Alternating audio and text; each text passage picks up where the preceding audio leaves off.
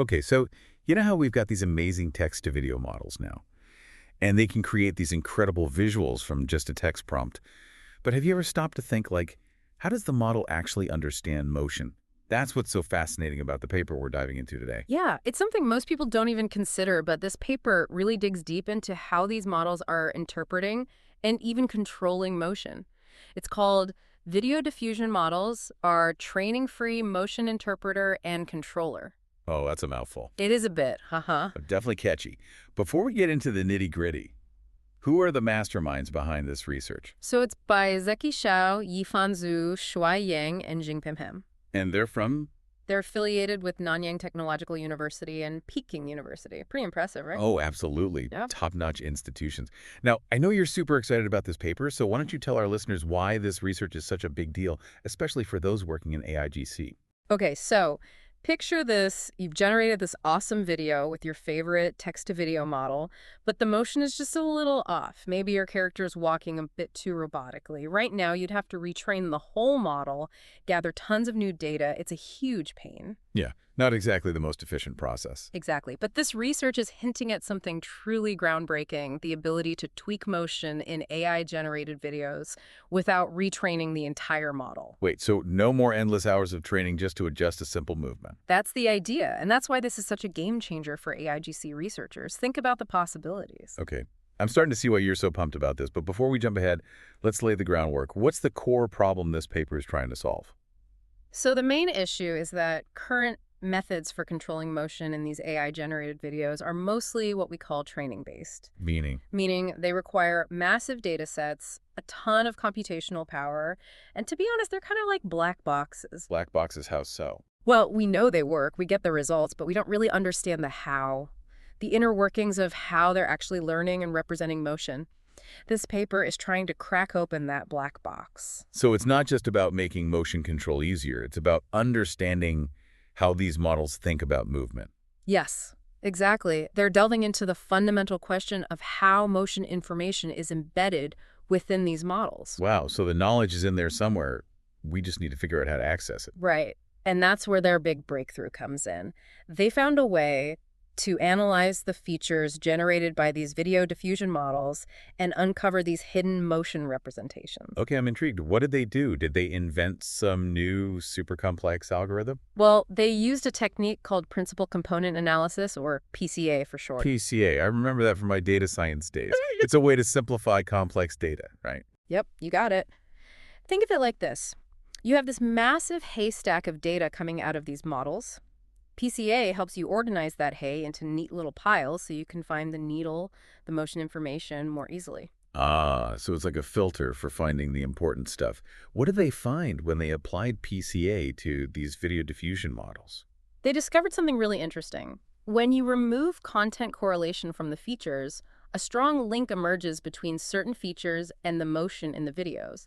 They essentially found the model's motion fingerprint. Hold on, content correlation. Can you explain that a bit more? Sure. So it's about separating the features that describe what's in the video from the features that describe how things are moving. Imagine a video of a dog running. Dog is the content and running is the motion. They needed to isolate the running part to understand how the model represented that movement specifically. Got it. So they filtered out the dog to focus on the running. Clever. And what about that motion fingerprint you mentioned? Did they give it a name? They did. They call it motion feature, or MOFT. Yeah. Gotcha, right. I love it. MOFT, it's like a superpower for video generation. It kind of is. And here's why it's so cool. First, it's interpretable, which means we can actually understand how it relates to motion in the video. Second, it's training-free, no need for massive data sets or hours of training. And finally, it's adaptable, meaning it works across different video diffusion models. So hold on, as an AIGC researcher, I could theoretically use MOFT to control the motion in any video diffusion model I'm working with without starting from scratch each time. Exactly. And that's what makes this so groundbreaking. It opens up a whole new world of possibilities for efficient and flexible motion control. Wow. Okay, this is already blowing my mind. Right. But how do you actually use MOFT to control motion? Is there like a set of sliders or something? It's even cooler than that. They actually developed a training-free video motion control framework based on MOFT. You can use reference MOFT from other videos to guide the motion or even synthesize it from scratch. So if I wanted a robot to dance like a ballerina, Uh-huh. I could take the MOFT from a video of a ballerina and apply it to the robot. Exactly. The possibilities are endless. This is incredible. I bet they have some amazing visual examples of this in the paper, Oh, they do. The paper is full of figures showcasing MOFT in action. like Figure 1, for example. It shows how videos with the same motion direction have very similar MOFTs even when generated by completely different models. It's like a universal language of motion. It really is. And that's what's so revolutionary about this research. They've tapped into this underlying language of motion that exists within these models. It's like a whole new way of thinking about how AI understands and generates movement. This is so cool. We're only scratching the surface here, and I'm already blown away. And they didn't stop there, did they? There's something called point drag manipulation, right? Yes. That's where things get even more interesting. But before we dive into that, why don't we take a quick break? We'll be back in a flash to explore the world of point drag manipulation and uncover even more amazing insights from this groundbreaking research. So point drag manipulation, it's like having virtual puppet strings for your AI-generated videos. Okay, now you're speaking my language. I remember you mentioning something about moving a point from A to B in a video.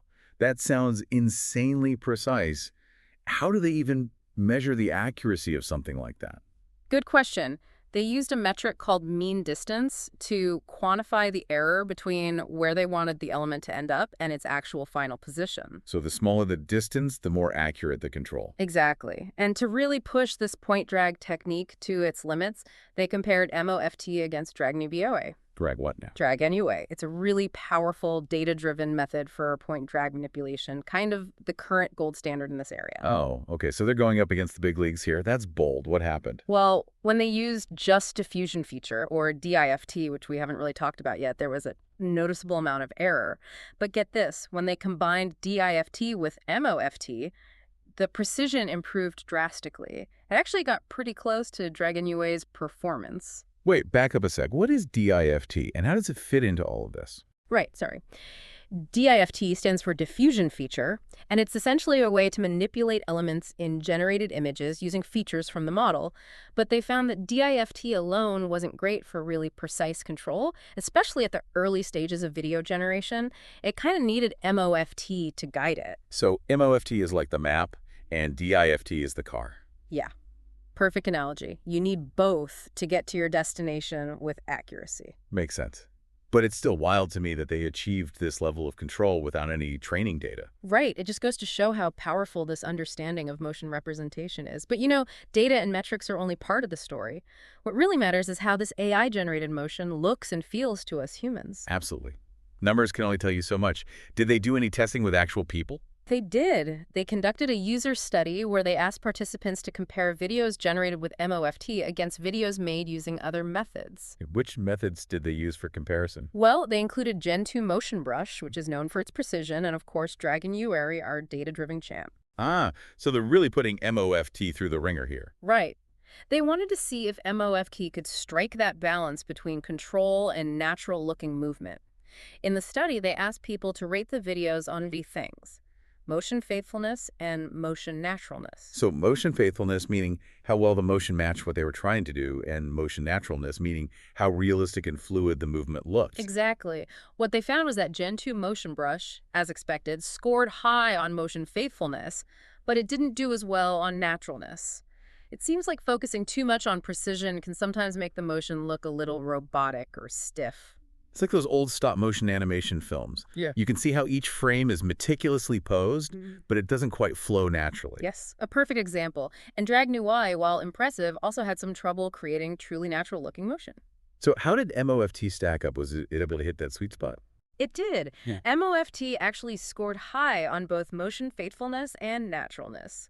Participants consistently rated the MOFT-generated videos as having more natural and believable movement compared to the other methods. So it's not just efficient and adaptable, but it also creates videos that people find more visually appealing. That's a win-win in my book. It really is. But like with any research, there are always limitations. Right. No technology is perfect. What are some of the areas where MOFT could be improved?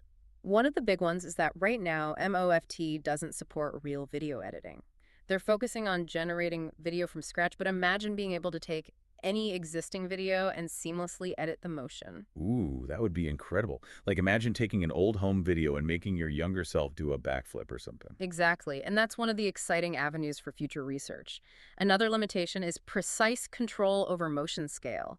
While MOFT allows you to adjust the magnitude of movement, they haven't quite nailed down how to fine-tune things like the speed or intensity of that movement. So we can make a robot dance like a ballerina, but we can't control how fast or slow the dance moves are. Not with perfect accuracy yet, but the researchers are already brainstorming potential solutions.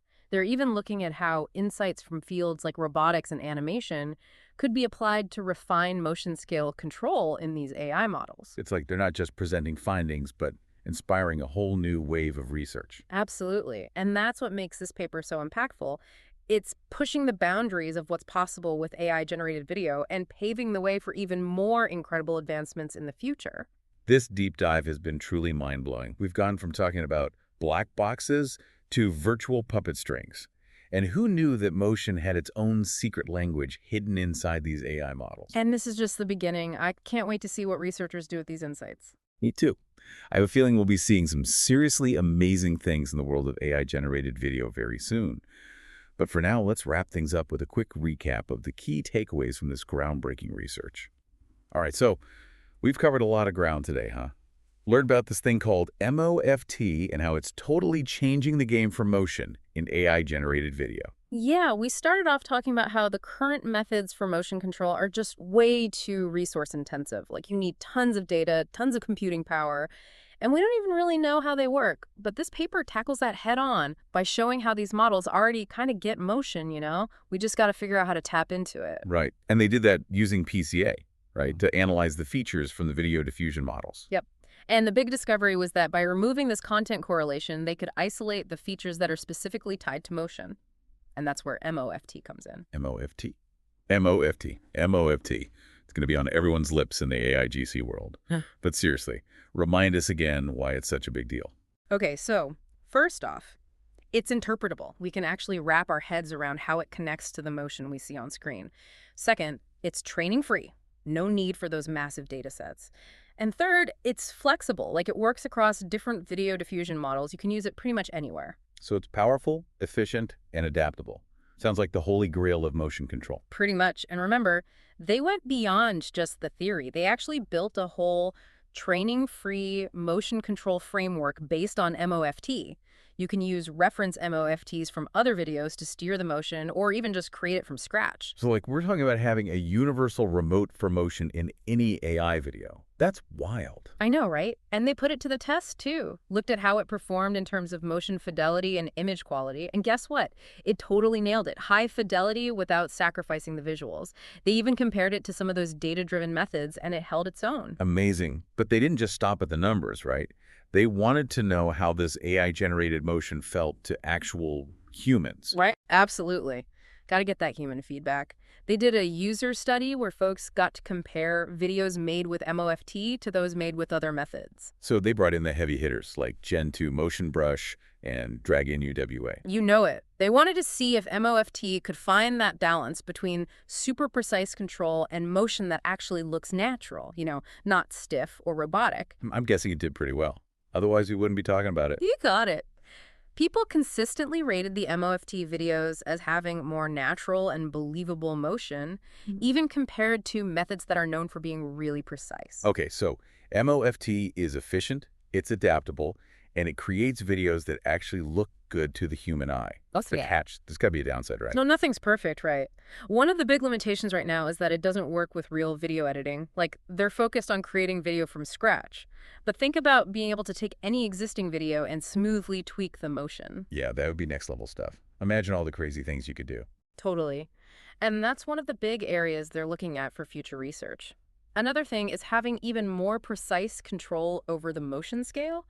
Like, MOFT lets you adjust how big the movement is, but fine-tuning stuff like speed and intensity is still tricky. Got it. So we can make a robot do a backflip, but we can't quite control how fast it flips. Yeah, not perfectly yet.